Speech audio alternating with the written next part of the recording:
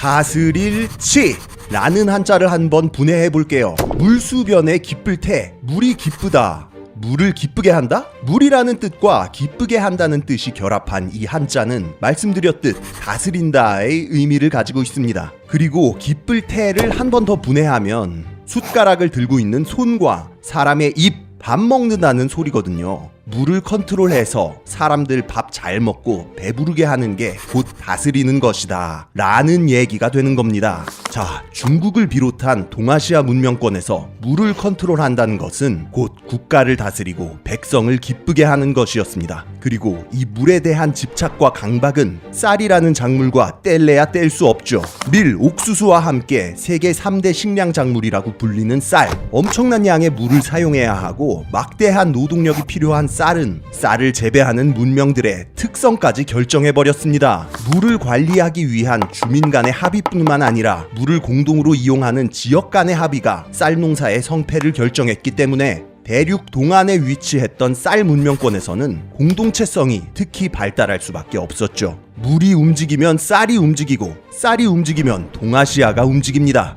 쌀과 동아시아, 물과 지구, 이들의 과거와 미래는 어떻게 얽혀 있을까요?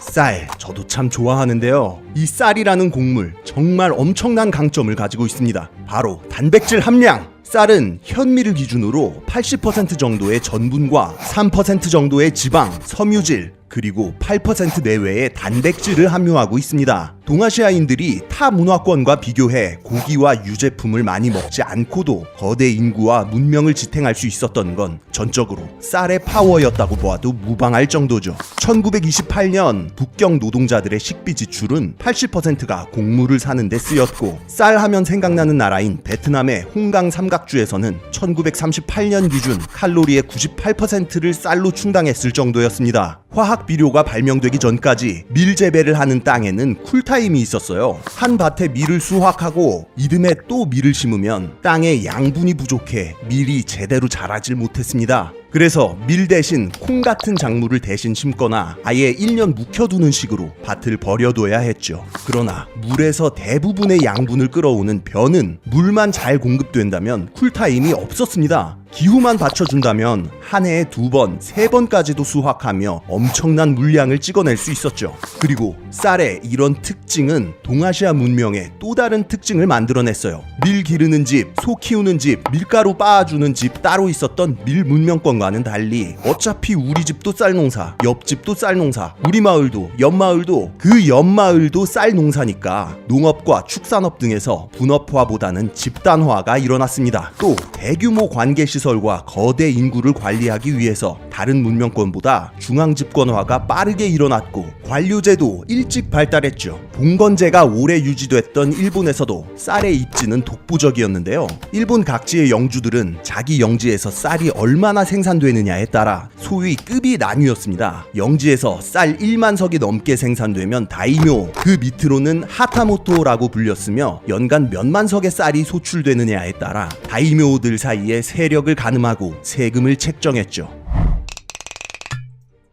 상식적으로 볼 때 쌀 재배의 북방 한계선은 중국의 강남지방이나 일본의 관동평야 정도라고 할 수 있었습니다. 한반도에서는 임진강 이남의 따뜻한 지역 정도가 원래대로라면 벼농사 짓기 적합한 땅이죠. 울퉁불퉁하니 산이 많은 분지 위주라서 중국처럼 거대 관계 사업을 하기도 애매했고요. 그런데도 이 쌀맛이 너무 좋았던 한국인들은 임진강 아래로는 진작에 정복해버리고 지금의 북한 지역에까지 벼농사를 지었어요. 거기다가 모를 모판에다가 기르다 논으로 옮겨 심는 모내기법 아시죠? 이 모내기법이 송나라 때 발명돼서 일본에서도 이미 14세기부터 쫙 퍼졌는데 한반도는 겨울에 너무 건조하고 가뭄도 잦았기 때문에 조정에서 금지를 했었습니다. 농사직설에서도 이거 우리나라에서는 하면 안 된다 하고 떡하니 적혀 있었고 말이죠. 근데 그런 거 그냥 무시하고 남부지방부터 그냥 모내기법을 시도하더니 조선 중기 이후에는 이미 전국에 도입이 완료돼 버릴 정도로 쌀의 진심이었습니다. 한반도에서 끝나면 섭섭하죠? 구한 말부터 만주로 이주한 삼남지방 출신 농민들은 습지를 개간해 벼농사에 성공, 소련으로 이주했던 농민들은 연해주에서까지 벼농사 성공. 이 연해주의 조선인들은 2차 대전 때 중앙아시아로 강제 이주를 당했는데 이 건조한 지역에서도 호수물을 끌어와서 기어이 벼농사에 성공. 벼농사의 한계가 어디인지 시험하는 게 아닐까 싶을 정도로 한반도 사람들은 가는 데마다 벼농사를 성공시켰습니다. 지금도 중국의 각 성별 작물 재배 현황을 보면 장강 북쪽에서는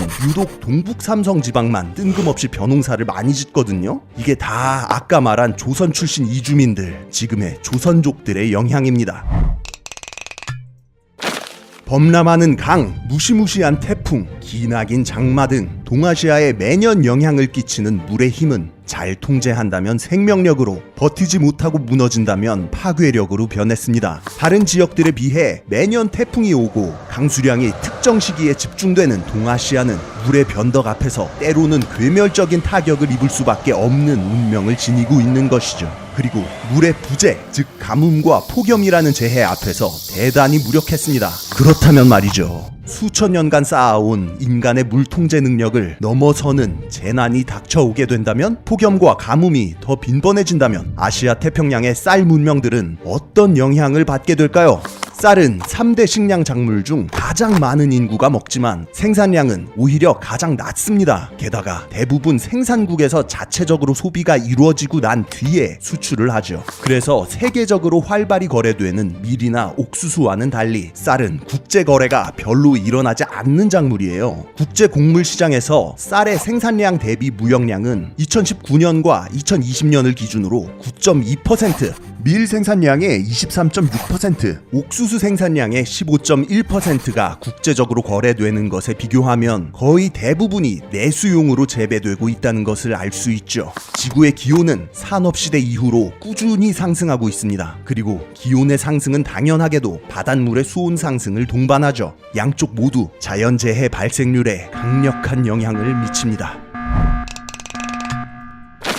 여러분, 벼꽃 보신 적 있나요? 벼도 여타 식물들처럼 꽃가루로 수분을 하는 식물인데요. 기온이 너무 높거나 낮으면 꽃가루가 수정이 되지 않는, 알고 보면 온도에도 꽤나 민감한 녀석이에요. 그리고 지구의 전체적인 기온 상승은 먹노린재 같은 아열대 해충들을 중위도 지역까지 북상시키고, 또 토종 해충들도 더 쉽게 겨울을 버티게 만들어 병충해의 위험도를 높이고 있죠.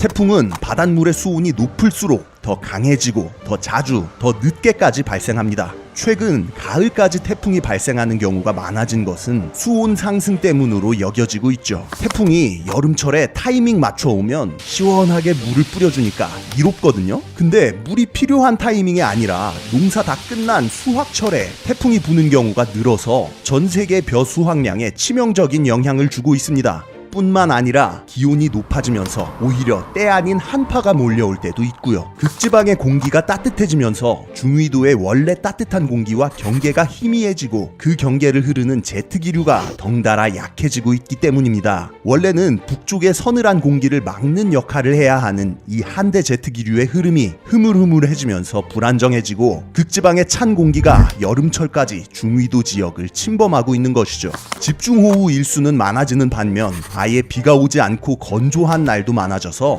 최근에는 쌀의 최대 생산지인 동남아시아의 메콩강 삼각주 지역도 가뭄을 피하지 못해 막대한 피해를 보고 있습니다. 강의 유량이 절반 가까이 감소하는 해가 늘었는데, 강의 유량이 적어지니 밀물대 해수가 땅에 더 깊게 들이쳐서 농지까지 침범하고 있는 것이죠. 강물은 적어지고 대신 해수가 들이치니 땅의 염도가 높아지고 농사에 큰 악영향이 일어나는 겁니다. 이처럼 기온의 상승은 아시아 태평양 지역의 재해 발생률을 동시다발적으로 높이고 있고, 쌀을 주식으로 삼는 국가들은 다 같이 한꺼번에 피해를 입을 수밖에 없는 구조입니다. 그리고 국내에서 생산되는 쌀로 수요를 맞출 수 없는 한국 같은 나라는 더 큰 위협에 직면해 있죠. 쌀에 살고 쌀에 죽는 한국인들이지만 한국의 쌀 자급률은 2019년 기준 약 92% 정도입니다. 그리고 2020년 통계는 90% 이하로 집계될 것으로 예상되죠. 2016년에는 104.7%로 완전 자급에 성공했으나 이후 계속 하락세를 그리고 있는 중입니다. 한국의 종합적인 식량 자급률은 2019년 45.8%. 그나마 쌀은 한국에서 가장 집중적으로 재배하는 곡물로 제일 양호한 편에 속합니다. 밀은 겨우 1.2%, 옥수수는 3.3%, 콩은 25.4%라서 사실상 쌀 혼자 하드캐리하고 있는 상황이죠. 식량 수요의 50% 이상을 수입에 의존하고 있는 한국. 쌀마저 자급이 안 된다면 이거 심각한 상황입니다. 계속되는 기후 변화에 따른 빈번한 재해 발생, 그리고 최근에는 코로나19까지 겹쳐서 2020년만 해도 베트남과 인도, 캄보디아, 태국이 쌀 수출을 중단한 적이 있었습니다. 환경이 변화하면 여러 나라들이 동시다발적으로 타격을 입는 쌀 문명권의 운명. 기후 변화가 가속화되어 쌀 생산이 더욱 어려워지기 전에 기후 위기에 적극적으로 대응해야 하지 않을까요? 지금까지 지식해적단의 키드였습니다. 감사합니다.